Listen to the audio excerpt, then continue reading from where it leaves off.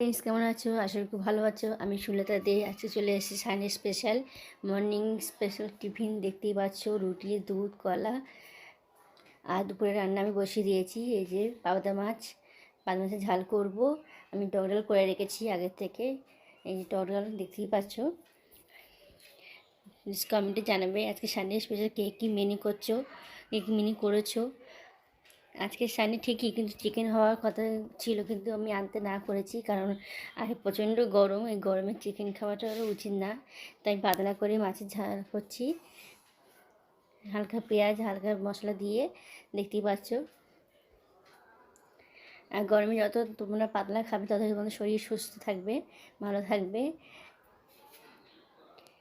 কারণ আমি বাচ্চা বয়স্ক বয়স্ক মানুষকে নিয়ে আমি সংসার করি, তাই আমি সবসময় সব কিছু পাতলাভাবেই আমি রান্না করি।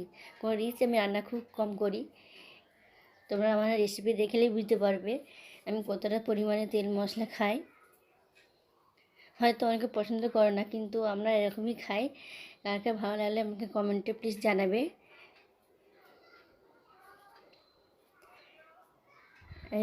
চিংড়ি মাছ নিয়ে এসেছিলো, চিংড়ি মাছ আমি আজকে করবো না, ওটা কালকে করবো, রেখে দিয়েছি। এই মাছ ছিল কটা, এই মাছের একটু ঝাল করলাম রাত্রের জন্যে। দুপুরে না, দুপুরে একটি মাছের ঝাল খাওয়া হবে।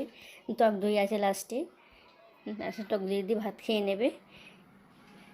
এখন রাখি, টাটা, বাই বাই। কার ভালো লাগলো প্লিজ কমেন্টে জানাবে।